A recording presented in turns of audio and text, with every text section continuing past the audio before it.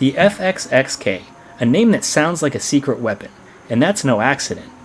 If LaFerrari was Maranello's gift to the most loyal road car customers, the FXXK was its uncaged, track-only, race-bred berserker, which was never intended to see public roads.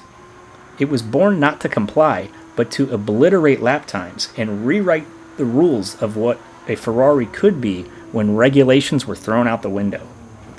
Join me as we take a look at the story of how Ferrari took its hybrid hypercar and turned it into a rolling laboratory, a weaponized V12 experiment, and a piece of driving nirvana known as the FXXK. And then we'll take it over to the Tokyo Expressway and see how it handles against cars we've already tested. The name FXXK is not something that rolls off the tongue easily, but it does have some lineage and some heritage that comes along with it. The FXX program was a series of track-only hypercars, starting with the FXX, which was based on the Enzo back in 2005.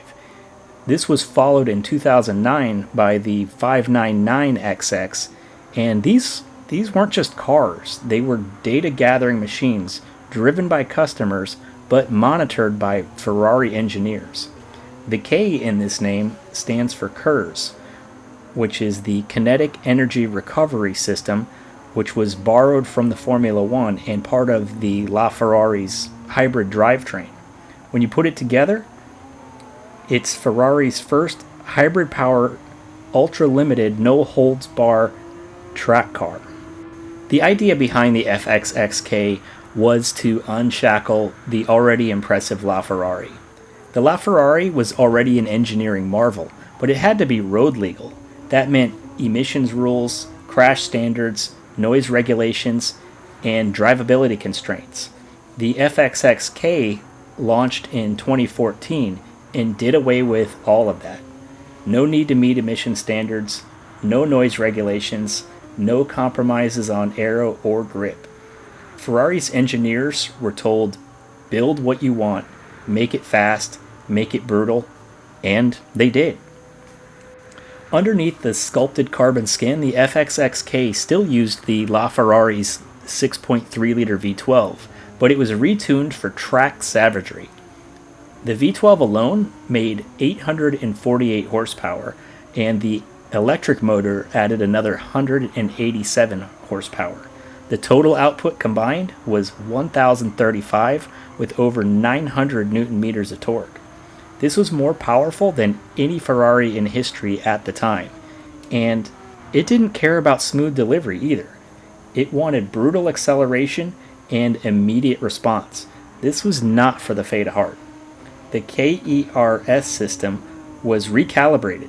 The throttle mapping was razor sharp, and the traction control systems were tuned not to protect you, but to let you dance on the edge of physics.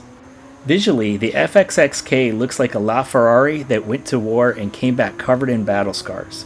Huge diffusers, winglets, a dual profile rear spoiler, and a shark fin spine across the engine cover.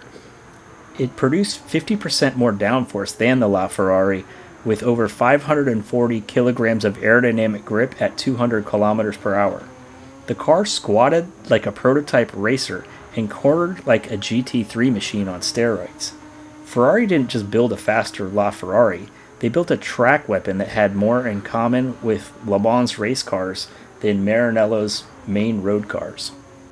As part of the Ferrari XX program, customers didn't just buy a car, they joined a secret society of driver developers. Owners got access to Ferrari's test tracks like Fiorano and Mugello. They got real-time telemetry and performance coaching, and the chance to influence future Ferrari tech through feedback. In return, Ferrari got gigabytes of real-world data from some of the world's most intense amateur driving. It was a symbiotic relationship where the car evolved with each track session. This wasn't just a car, it was more of a research tool, one that screamed to a red line.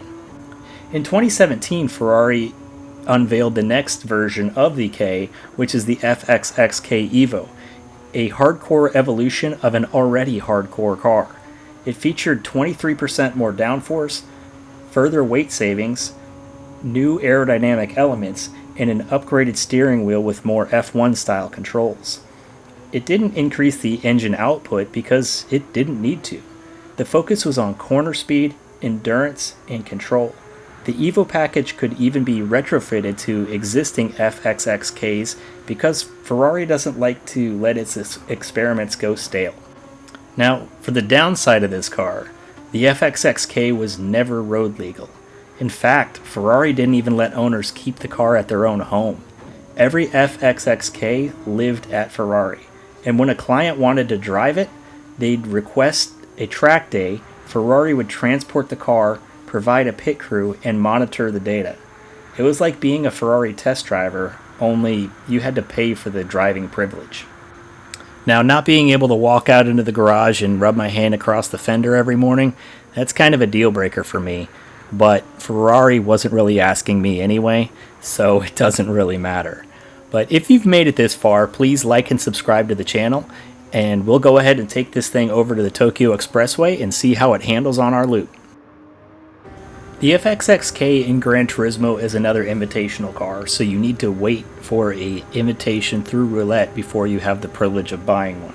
And it'll set you back $3.6 million, which is about 4.5 races at Le Mans. So you're talking about, right around 2 hours of time invested to get this car. A little over, actually. And for that, and although I still recommend buying it if you have the invitation, this is my least favorite of the invitational cars from Ferrari. And for a few reasons. It's the most expensive, it doesn't allow any aero additions, it doesn't allow any wide body kits, and it's very restrictive on the mods. This car, fully modded, ends up at 806 performance points, which is 10 less than the LaFerrari. The horsepower remains at 1034, which is 37 less than the fully modded LaFerrari. The torque ends up at 553 foot-pounds, which is around 9 more than the LaFerrari, so not a huge difference there. And it ends up weighing 2,568 pounds, which is about 200 pounds less than the LaFerrari. The top speed ends up at 224, which is, and that's on this track, but that ends up less than the LaFerrari by about 13 miles per hour. So for more money, you kind of get less car, even though you do have to throw money into the mods of the LaFerrari to get the most performance out of it. This car again has that hybrid system, which seems to deplete the battery and hurt your performance after the first couple of laps. Again, I was only able to get 2 laps out of a full tank. Got 20% wear to the front tires and 45 to the rears. We hit a lap time of 1 minute 50.438, which put it behind the 2016 Vulcan and just in front of the 2017 Ford GT. But again, that's slower than the LaFerrari. So I still recommend picking up all of the cars you can, but this is the least desirable of the 3 in my opinion.